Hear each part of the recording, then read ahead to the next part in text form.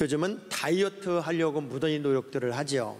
조금 살이 찌면 불편해하고 힘들어하는데 이전과 지금이 근본적으로 많이 바뀐 게 있다고 그래요. 옛날에는 자기 몸무게에서 110을 뺀 게 가장 정상치의 몸무게다. 그런데 지금은 전혀 그게 아니랍니다. 지금은 110을 빼는 게 아니라 95 정도를 빼면 된대요. 그래서 예를 들면 170cm였던 사람들이 정상 체중이 60kg였다면 지금은 65kg에서 80kg 남자가 170cm면 건강한 체형이래요.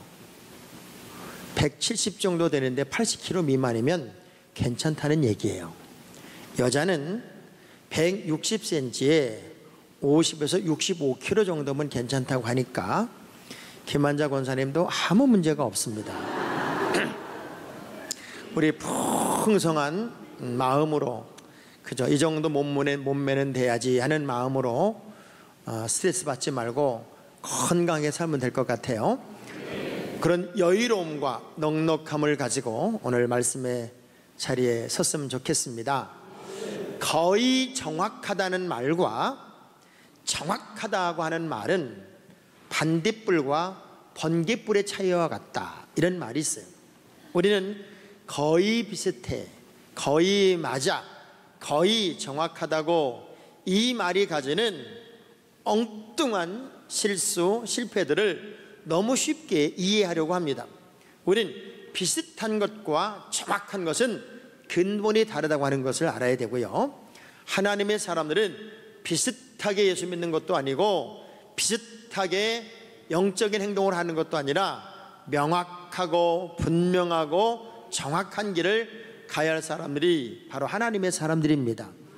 왜냐하면 우리 하나님은 진리가 되기 때문에 그래요. 그래서 바울은 디모데에게 무엇을 가르치냐면 이걸 가르쳤어요. 우리 디모데후서 3장 14절의 말씀을 보면 시작.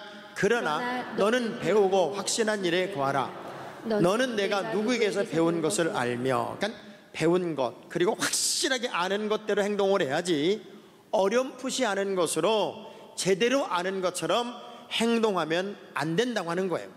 그래서 하나님의 사람들은 확신이 주는 힘, 또 확신이 주는 능력을 가지고 어쩌면 우리의 미래를 열어가야 되는데, 오늘 본문의 이야기는 그야말로 확신에 찬 하나의 사건이었어요. 여리고성을 이제 함락하고 아이성 전투를 가려고 할 때 정탐하고 온 사람들이 이렇게 얘기를 합니다. 아이고, 거기는요 군인들이 여럿 갈 것도 없습니다. 정탐을 해보니까 아무것도 아니에요. 그래서 저 아이성 전투는 우리가 백전백승할 수 있고 그리고 어떤 상황에서도 승리할 수 있어요 라고 정탐꾼들이 보고합니다. 우리 여호수아 7장 3절의 말씀을 보면 이런 보고를 그들에게 했어요. 시작.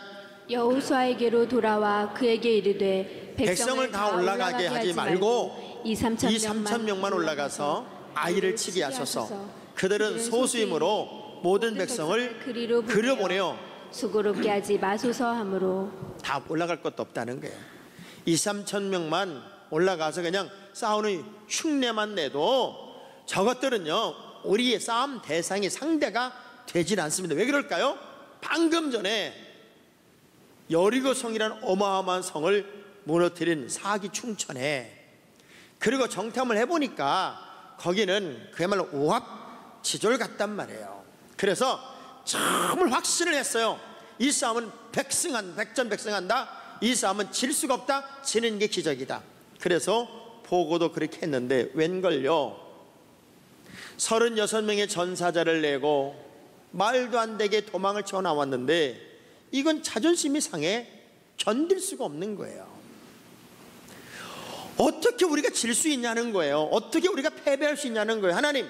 하나님의 거룩한 백성들이 도망친다고 하는 것은 이해가 안 됩니다. 이건 하나님의 방법이 아니지 않습니까 하고 여호수아가 하나님께 따짓 물어요. 그리고 바싹 주저앉아서 절망좌절의 환경에 그냥 주저앉아 버렸어요. 그런 여호수아를 하나님이 찾아오세요. 그래서 7장 10절에 이렇게 직접적으로 말씀하세요. 여호와께서 여호수아에게 이르시되 일어나라. 어찌하여 이렇게 엎드렸느냐. 우리가 때때로 확신한 것들, 예측한 것들, 내가 반드시 이긴다고 여겼던 모든 것들이 내 뜻대로 생각대로 되지 않았을 때 사람들은 와르르 무너지는 그 상황을 경험하게 돼요. 그런 그 여호수아가 엎어져 있었을 때, 낙심 천만이었을 때 직접 가서 던지는 질문, 너 왜 엎드렸냐? 너 왜 엎어져 있어? 너 왜 이렇게 절망하고 낙심하고 있어?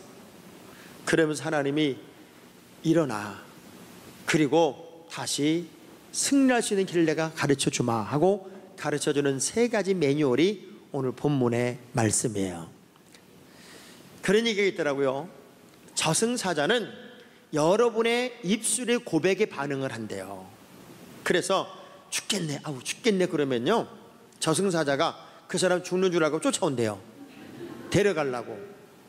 그래서 죽을 것 같은 환경이라도 살겠네 그러면 저승사자가 저 사람은 죽을 사람이 아니어서 신경도 안 쓴대요. 그러니 우리 말 한마디가, 행동 하나가 너무나도 중요하다는 거예요. 오늘 일부 예배 참여한 여러분들은 오늘만 이 말씀을 저에게 들을 수 있어요. 왜냐하면 2부, 3부는 다른 분들이 설교하기 때문에. 그래서 일부 예배에 참여한 여러분들은 보통 복받은 분들이 아니지. 네. 이때 아멘한 사람만 진짜 복받은 사람이고요, 타이밍을 놓친 사람은 지금이라도 아멘해 놓으세요. 자, 왜 졌을까? 질 수 없는데 왜 졌을까? 당연히 이긴다고 생각했는데 왜 졌을까? 사람은 살아가다 보면 실수할 수 있고 실패할 수 있어요. 그게 인간이에요. 완벽하지 않기 때문에 모든 면에서 우린 완벽하고 완전한 존재가 아니기 때문에 생각하지 못했던 변수를 만나게 돼요. 그래서 예측하지 못한 실패에 가슴 졸이고 절망하고 좌절한 환경이 왔을 때 이 질문 한번 들어보라는 거예요. 왜일까? 왜 졌을까? 여호수아야, 왜 졌을까? 하나님께서 이 질문을 여호수아에게 하고 있어요. 너희들이 질 수 없는데 진 이유가 무엇일까를 한번 찾아봐야지, 낙심하고 좌절하고 주저앉을 게 아니라 왜 졌는지, 무엇이 문제였는지를 한번 들여다봐야지. 오늘 우리에게는 이 자세가 필요합니다. 내 주변의 실패, 내 인생의 실패, 당연히 승승장구하고 역사 현장에 승리의 깃발을 꽂아야 하는 나의 삶이 왜 자꾸 무너지고 실패가 되고 질 수 없는데 질까? 거기에는 무언가가 있을 수 있다는 사실을 한번 질문해 보자는 거예요. 그 원인이 뭘까? 그리고 그 원인을 감추고 있다면 드러내고 찾아내서 원인을 과감하게 해결하라는 거예요. 그냥 두리뭉실 넘어가지 말자는 거예요. 하나님이 여호수아에게 준 가장 위대한 명령은 원인을 찾아내고, 그 원인을 찾아냈으면 두리뭉실 넘어가지 말고 근본적으로 원인을 완벽하게 제거하라는 거예요.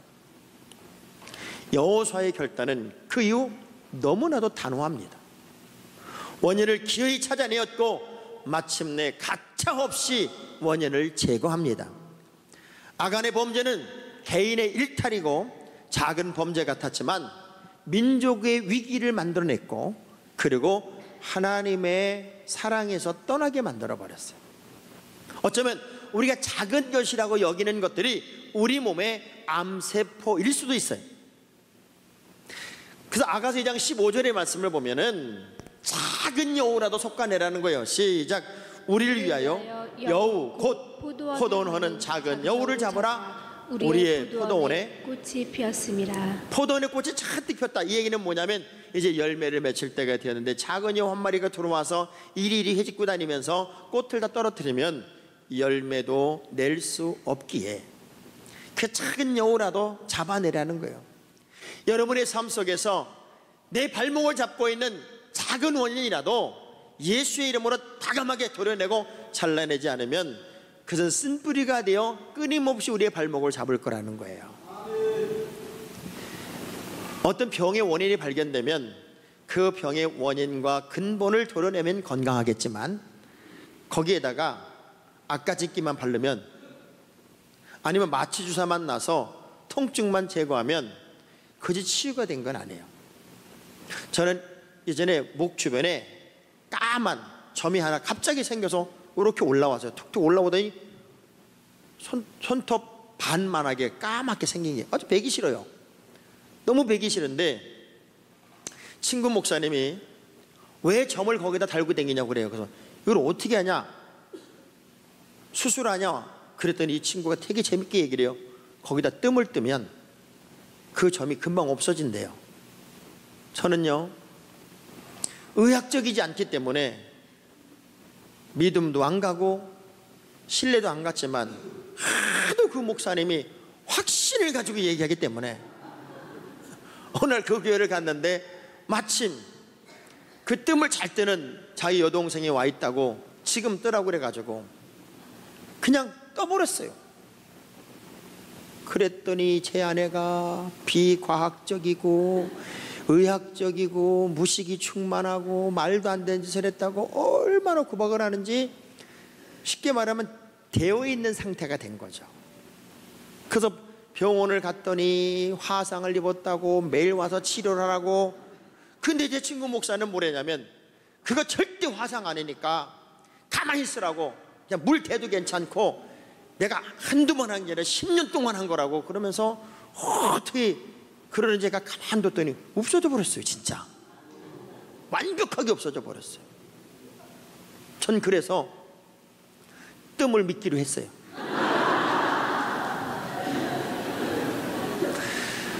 진짜 그 점의 흔적도 없어요. 우리가 때때로 근본을 제거하지 않은 상태에서 그냥 두리뭉실 넘어가면 언젠 그것들이 또 쓴뿌리가 되어 다 독포도처럼 올라가게 돼 있기 때문에, 이제 막 정복전쟁을 시작한 여호수아의 입장에서는 작은 근거라도 어떤 가능성이라도 열어놓지 않기 위해서 아간의 범죄를 찾아낸 이후에는 그 가족과 모든 재물과 모든 걸 싹 불태워버리는 아주 무섭도록 단호한 원인을 제거해버리는 결정을 해버렸어요. 왜 그러냐면, 아간의 범죄는 우리가 얼핏 보면 별거 아니에요. 여호수아 7장 21절의 말씀을 보면은 이 정도 가지고 그 정도까지 할 수 있을까요? 라고 할 만큼 그냥 토해만 내면 될 것 같은 그런 환경이에요. 한번 읽어볼게요. 시작. 내가 노력한 물건 중에 시날산의 아름다운 외투 한 볼과 은 200세겔과 그 무게가 50세겔 되는 금덩이 하나를 보고 탐내어 가졌나이다. 보소서, 이제 그 물건을 내 장막 가운데 땅속에 감췄는데 은은 그 밑에 단지 20일 직고하고 물건을 다 토해낸 상태예요. 그러면 그냥 징계하고 말아도 되는데 완벽하게 차치를 해버리고 없애버렸어요. 왜? 그는 하나님을 속였어요. 지도자 여호수아를 속였어요. 모든 백성을 속였어요. 자기 자신을 속였어요. 하나님이 원하는 것은 참 믿음이고 참 순종이에요. 그리고 승리를 원하시는 것이 하나님의 계획이에요. 그 승리의 길을 가는데 회방되는 모든 요소들을 과감하게 영적인 가지치기를 해야 할 필요가 우리에게는 있어요. 무섭도록 자기 자신에게도 단호하게 영적이지 않은 부분에 대해서는 여러분 스스로를 단속할 필요가 있더라는 거예요. 자, 질문 퀴즈입니다. 밥, 떡, 변, 사이다, 이 네 가지가 있습니다. 이 중에 먹을 수 없는 것은 무엇일까요? 변 그러니까 별로 실감이 안 나죠. 다시 해볼게요. 밥, 떡, 똥, 사이다, 이 네 가지 중에 먹을 수 없는 것은 무엇일까요? 여러분은 전부 다 거기에 몰입해 있어요. 변은 먹을 수 없다. 그런데 변은 개가 먹습니다. 사이다는 먹는다고 말하지 않고 마신다고 말합니다. 어쩌면 우리는 어떤 하나에 막 몰입하다가 그 똥에 몰입을 하다가 우리 인생을 망가뜨릴 수도 있습니다. 조금만 생각을 해보면, 조금만 폭넓게 생각을 하면 많은 것을 알 수 있는데, 어느 것 하나에 집중하고 잘못된 몰입이 우리의 삶을 망가뜨릴 수도 있더라는 거예요. 또 하나의 문제는 탐심이었어요. 탐심은 패망의 기름을 성경은 누누이 설명을 합니다. 여호수아는 모든 증거물을 찾아내고 아골 골짜기에다가 다 태워버립니다. 그리고 지금도 거기는 아골 골짜기가 되었습니다. 악은 모양이라도 버리게 하시는 하나님의 계획, 하나님의 섭리를 구체적으로 실행한 것이 여호수아였고, 실패를 만드는, 패배를 만드는 원인을 근본적으로 제거함으로써 승리를 향해 갈 수 있는 새로운 도약을, 발판을 만들게 했다고 하는 거죠. 소크라테스가 감옥에 갇혔어요. 제자들이 와서 막 울면서 이야기합니다. 당신이 무슨 죄가 있다고, 왜 죄 없이 여기 감옥에 갇혀있냐고, 이거 억울하지 않냐고. 그랬더니 소크라테스가 웃으면서 그러더래요. 그럼 너희들은 내가 죄 있이 감옥에 갇히길 바랬냐? 나는 죄 없이 감옥에 갇힌 게 오히려 행복이란다.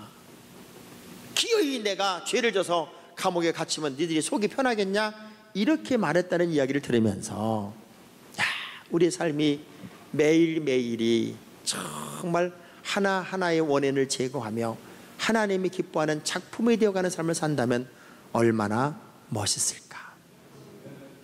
그 모든 원인을 싹 제거한 다음에 하나님의 새로운 명령이 떨어졌어요. 어떤 명령이 떨어졌냐면 여호수아 8장 1절의 말씀을 보니까 이 새 명령은 이거였습니다. 시작. 여호와께서 여호수아에게 이르시되 두려워하지 말라, 놀라지 말라. 군사를 다 거느리고 일어나 아이로 올라가라.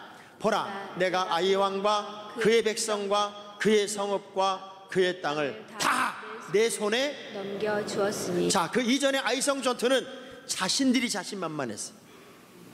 그래서 정탐을 하고 와서 많이 갈 것도 없어요. 2, 3천 명만 가면 됩니다. 저거 우리들이 그냥 한 방에 끝낼 수 있어요. 다 우리가 싸우려고 했어요. 우리가 이길 수 있다고 생각했어요. 우리가 하면 된다고 생각했어요. 그런데 다시 준비된 모습으로 아이성 전투를 하려고 할 때는 하나님이 승리할 것을 약속해요.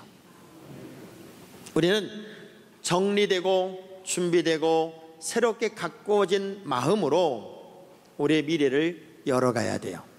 자, 준비됐다는 게 뭘까요? 어떤 아이가 주일학교 아이 하나가 있는데 이 아이가 성경을 그렇게 많이 외워요. 얘는 600절 정도를 외워요. 600절 정도. 난 여러분이 안 놀라서 내가 놀랐어요. 아이가 600절 성경을 외운다고요. 여러분은 5절도 못 외우잖아 지금. 근데 주일학교에 자꾸 헌금이 없어지는 거예요. 그래서 범인을 찾고 보니까 그 아이야. 기가 막히잖아요. 선생님이 그 아이를 불러놓고 이렇게 말합니다. 야, 너는 출애굽기 20장 16절 말씀도 안 외웠냐? 하나님이 도둑질하지 말라고 그랬잖아 이놈아. 그랬더니 얘 좀 보세요. 선생님 15절인데요 그거 16절이 아니고 15절인데요 그럼 넌 네가 뭘 잘못했는지 몰라? 네가 뭘 잘못한 건데? 내가 잘못한 거요? 들킨 거요. 자, 아무리 많은 성경을 외우고 아무리 많은 것을 안다 할지라도 삶의 변화가 일어나지 않는 한 그 사람은 준비된 사람일 수 없어요. 하나님이 쓸 수 있는 인생이 아니더란 말이에요. 사람은 누구나 다 자기 편리와 자기 주장과 자기의 언어가 있어요. 핑계 없는 무덤 없다고 그러잖아요. 사람을 몇 사람 죽인 사람도요, 물어보면 다 핑계를 댑니다. 내가 죽일 수밖에 없는 이유. 자살한 사람도요, 왜 자살했냐고 나중에 물어보면 천국 가서 물어봐봐요. 지옥 가서 다 자살할 이유가 있어. 얼마나 인간들이 말이 많고 자기 합리화가 많으면 우리 하나님도요 죽은 다음에 심판한다. 살아있을 때 심판을 안 해. 죽은 다음에 심판한다니까요. 왜? 살아있을 때 심판하면 하도 말이 많을까 봐. 죽은 다음에 말 없을 때 심판하신다고. 그 정도로 자기 합리화, 자기 언어, 자기 주관, 자기 생각 가지고 사는, 그게 우리 인간이에요. 그러니까 죽기 전에 여러분 잘해놔요. 어찌 아멘도 안 해요? 제가 이 글을 읽고 얼마나 웃었는지 몰라요. 오죽 답답하면 우리 하나님도 심판을 죽은 다음에 할까? 살았을 때 불러가지고 심판하면 하도 변명도 많이 하고 이유를 많이 갖다 댈까 봐. 제가요, 왜 예배 못 나왔냐, 새벽 예배 못 나왔냐, 주일 예배 못 나왔냐, 또 왜 요즘에 그게 힘이 들어하냐 그러면요, 어떤 사람이라도요, 괜찮습니다, 내일부터 잘 나올 겁니다, 이런 사람 한 명도 없고요. 내가요 어디가 어땠고 누가 미웠고요, 누가 싫었고요, 다 핑계를 대더라고요. 실패할 수 있습니다. 패배할 수 있어요. 그런데 원인이 있어요. 원인 없는 결과 없습니다. 그러면 우리는 영적인 눈을 떠야 돼요. 하나님의 지혜를 공급받아야 돼요. 지금 우리 가정의 내 삶 속에서 끝없는 실패가 반복되는 이유가 뭘까에는 원인이 있단 말이에요. 원인. 그 원인이 육적일 것이라고 착각하지 마세요. 영적인 문제가 있어요. 왜? 내 영혼이 잘 돼야 범사가 잘 되는 거예요. 그리고 하나님께 지혜를 구하세요. 하나님이 그 원인을 일러 줄 거예요. 그리고 그 원인을 안다면 과감해지세요. 더 이상 누워질 이유가 하나도 없어요. 살찐 사람이 살 못 빼는 이유는 딱 하나예요. 내일부터 빼야지. 밥을 먹으면서도 늘 이렇게 얘기를 해요. 그만 먹어야 되는데 이거 진짜. 그리고 이렇게 위로를 받아요. 그래, 내일부터는 조금 먹자. 항상 미루는 게 뭐지? 미루는 게. 내가 가꾸어지고 내가 변화가 되고 내가 새로워지면 하나님은 나에게 새 명령을 주세요. 내가 너로 인하여 너의 승리를 보게 하리라. 그리고 일어나라는 거예요. 놀라지 말라는 거예요. 두려워하지 말라는 거예요. 하나님의 위대한 역사가 시작될 때, 그 위대한 역사가 이루어질 때, 승리의 이야기가 만들어질 때마다 공통적인 단어가 뭐였냐면 두려워하지 마라, 놀라지 마라, 내가 어디를 가든지 나는 너와 함께하리라. 이게 하나님의 약속의 말씀이었어요. 아이성의 패배는 영원한 패배가 아니에요. 아이성의 패배는 1차의 패배고, 1차의 패배를 잘 디자인하고 잘 다시 한번 점검하고 다시 근본 원인을 제거한 이후에 2차의 전쟁에서는 이건 그야말로 싸움이 아닌 그냥 승리만을 경험하는 시간이었습니다. 어쩌면 우리 하나님은 우리에게 이 놀라운 길들을 열어 놓지 않으셨을까요? 어디서 빗나갔을까? 어디서 처음 사랑이 떨어졌을까? 어디서 꼬였을까? 이 원인을 여러분이 찾아낸다면 그것은 희망입니다. 그것은 행복입니다. 그리고 과감하게 그 자리를 딛고 새로운 꿈을 꾸기에 도전하고 준비가 되어 있다면 하나님이 주시는 새 말씀, 두려워하지 말라, 놀라지 마라, 내가 지금 너와 함께한다. 반드시 승리의 이야기를 만들어 주실 줄로 믿습니다. 패배를 다시 승리로 만들어내는 위대한 승자의 삶이 여러분의 삶이 되기를 주의 이름으로 축복합니다.